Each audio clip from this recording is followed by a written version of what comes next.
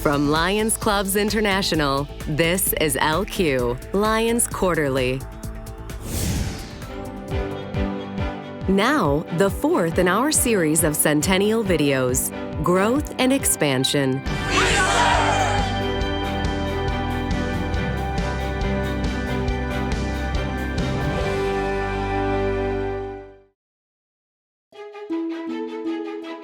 For 100 years, Lions have combined their desire to serve with strategic expansion around the globe, making Lions Clubs International the world's largest service club organization.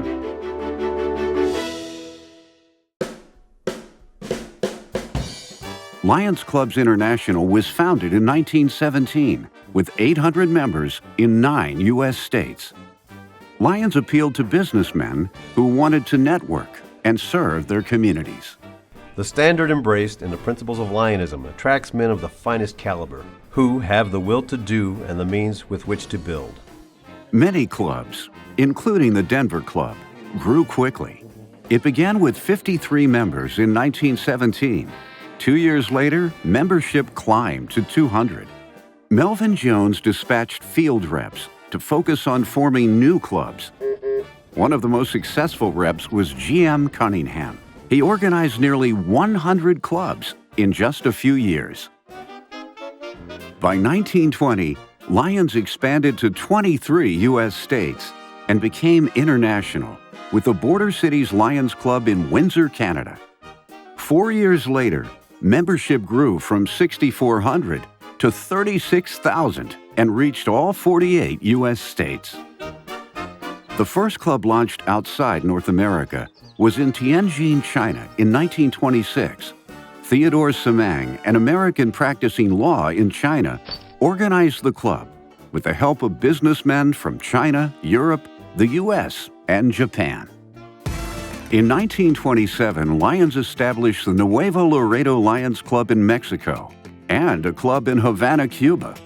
At the 14th International Convention in 1930, International President Ray Riley called for an aggressive campaign in foreign extension so that Lionism may have the stimulation of world contact. Early on, several famous people were recruited to spread the word about Lions. Admiral Richard E. Byrd Jr., a member in Washington, D.C., publicized Lions on his trips to the North and South Pole in the late 1920s. We carried the Lions flag with us to the top of the world and felt it the greatest possible honor to do so.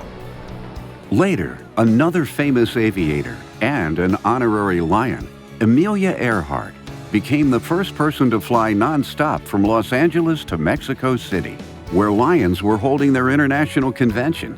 She congratulated the organization on doing its full share toward the furtherance of the spirit of Lionism and international relationships. Despite the Great Depression, Lions continued to cross borders, with new clubs in Latin America throughout the 1930s and into the 40s.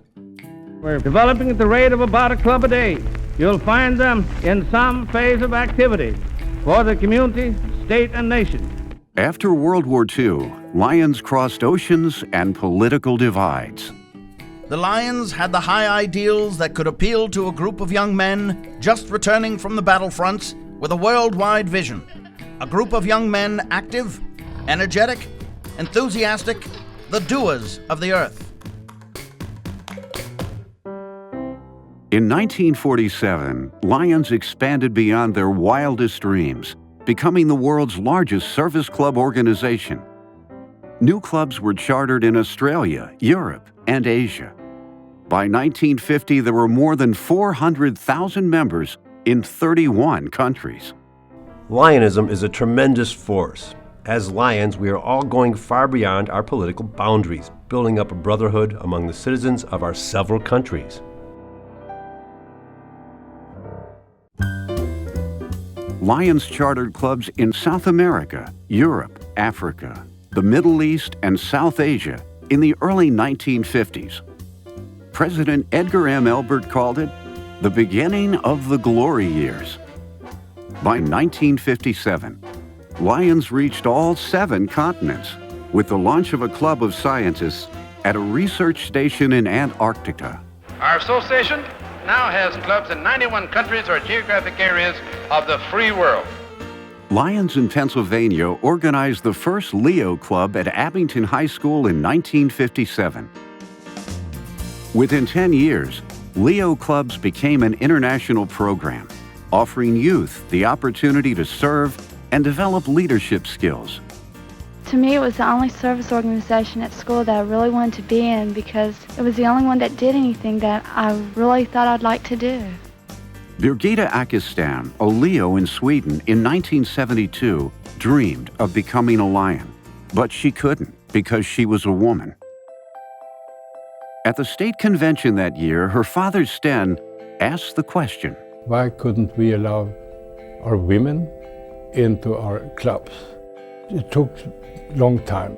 È stato anche molto piacevole, anche con soddisfazione, perché abbiamo incontrato anche Lions maschi che ci hanno, come si può dire, confortato e che ci hanno stimato, quindi hanno capito il nostro lavoro. At the 1986 International Convention, the vote to allow women fell just short of the required two-thirds majority. The following year saw a landmark U.S. Supreme Court decision. A sweeping anti-discrimination ruling was handed down today. The court ruled on a suit with another organization that women must be allowed to join such clubs. Lions in the U.S. quickly moved to welcome women as members. We feel that it's certainly time for service club organizations in the United States and indeed the world to open up to women. A few months later, International President Sten Akestam presided over the International Convention in Taipei, where Lions voted to open membership to women around the world. There was a great roar in the convention hall. I hereby accept membership in the Lakeview Lions Club. Soon, women became the fastest growing group in the association. From the 1980s into the 90s, Lions chartered clubs in 36 new countries. A partnership between China Disabled Persons Federation and Sight First opened the door for Lions clubs to be the first service club organization in China. Lions are able to get in is because we've been working so hard to help the people over there. In 2002, Lions chartered clubs on the Chinese mainland. They've embraced the opportunity to serve. The 21st century has seen growth through specialized clubs. Our campus club is rapidly growing. Our goal is to get over 100 members. On campuses, in families, and in the workplace. We are Lions from Fort Belvoir, Virginia. Hoorah! Today, Lions Clubs International remains the world's largest service club organization, with more than 1.4 million members in more than 200 countries. Lions continue to grow and meet the changing needs of communities and the world as they move forward into their second century of service. Yes.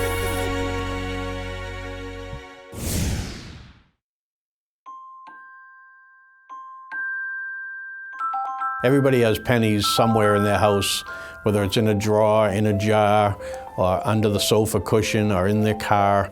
There are pennies everywhere. Lion Ted had a list. I don't even remember what the rest of the other things were. The supermarket sweep is always fun. Okay. The flash mob at the donut shop. Okay. Anything there you think? Well, that million penny thing looks pretty interesting. I saw the million pennies, and I'm an old coin collector. And every coin collector I've ever met started with pennies. And the whole thing just fascinated me. The Abington Lions Club in Massachusetts decided to turn their community's unwanted pennies into lucky ones with the Abington Lions Million Penny Project. Phil, bring us some more. Club members were hesitant at first. I thought they were nuts. That's a lot of pennies. Why don't they just collect dollars? Wouldn't that be easier? But quickly got on board. We wanted to see what a million would look like, and part of that was to get the whole rush about how cool it is to see something that's a million of something, and when do you ever get to do that? So how much is a million pennies exactly? It's $10,000. Lions began reaching out to the community to find where they could make the biggest change. They decided on Abington Library, which needed iPads and large print books for patrons, along with technology upgrades for their public conference room. There were definitely some benefits knowing where the money was going to go because the community got involved then. Lions rallied children in local schools to donate their pennies at the annual St. Patrick's Day Parade. Look at all the pennies. Where the fundraiser kicked off. We got such an outpouring. They had their bags, they had coffee canisters, bottles full. Parents were then opening up their pocketbooks and purses and like, yeah, you can have our pennies. We knew at that point, I think, that we were gonna have some success with this project. The story sparked interest with the media, and soon everyone wanted to chip in their 2 cents. After the kickoff, the club began averaging 100,000 pennies a month and reached their goal in 8 months. It's funny, you ask somebody to buy a $1 raffle ticket and they'll like think about, no, I don't want to do that. You say, you got any change you want to get rid of? Oh yeah, here. And they'll end up giving you $4 worth of change. I was like, okay, keep giving it, we'll take it. I looked at some of the people in the Lions Club and said, what if we actually pull this off? Because I wasn't sure. What are we going to do with them? We have 1 million pennies, almost 6,000 pounds. You can't just throw them in the trunk and go up to the drive-thru at the bank. We can't possibly have 1 million pennies come in through our bank. Who's going to carry these things? Who's going to count these things? And where the heck would we store them? Rather than count out every single penny, Lions and the bank decided to measure and weigh the pennies into bags worth $50 each. The bags were stored at Lion Phil's bowling alley until they were transferred to the Abington Library for a huge celebration. There, they were arranged into a sofa display to thank everyone for pitching in. When we actually got the pennies here and set it up, it looked more awesome than I think any of us thought. Abington Bank covered the cost of counting the donated pennies and enlisted Loomis to donate a truck for moving all 1 million pennies from the ceremony to the bank. I think that this project, in addition to growing community, will provide some wonderful services for our library patrons for a long time to come. This was my first time using an iPad. It could be both knowledgeable and a lot of fun. In retrospect, it was silly to even worry about it because when we decide to do something, it gets done. And the town rallied around it. Everybody wanted to be part of something big, something visible, and something exciting. And that's what a Million Penny Project is, big, exciting, and fun.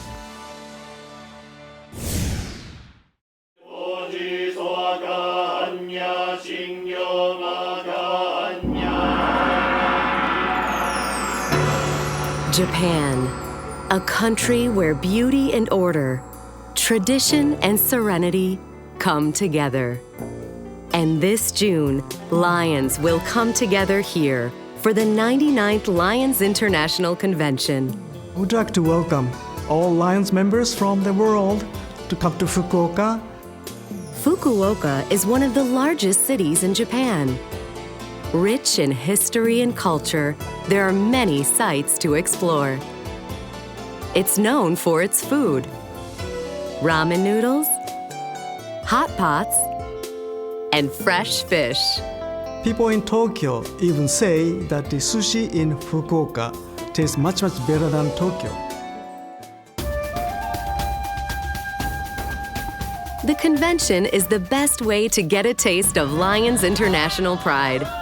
The annual parade brings nations together to feel the power of belonging. How are you? Meeting people from all over the world is so engaging, so wonderful. The world is so big, but once you all get together, it becomes such a small place. For almost 100 years, Lions have made a difference. Plenary sessions feature world-class entertainment. The international president shares his vision. 今年度の私の会長テーマは Dignity, Harmony, Humanity. International partners share successes. Aren't we all born to reach up just like the athletes of Special Olympics? Aren't we all born to be lions in service? And we celebrate our member nations. My favorite part of convention is meeting other lions and getting new ideas. Why can't I use this technology, take it back, and change it and tweak it a bit? The workshops are all different, and every year that you come, you get to learn something new. I'll just put service projects here. It's always a nice time for everybody to network and hear about some of the similar challenges and find ways to come up with solutions. What better way to launch Lions' Centennial year than surrounded by thousands of lions?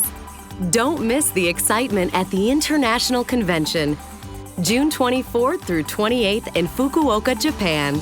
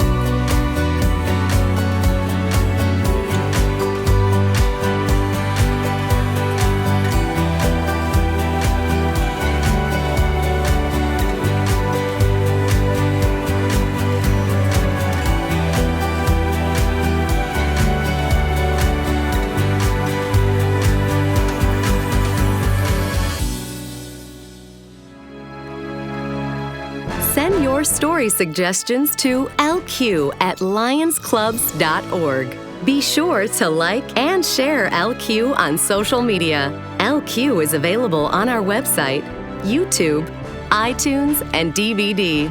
Thanks for watching LQ, Lions Quarterly.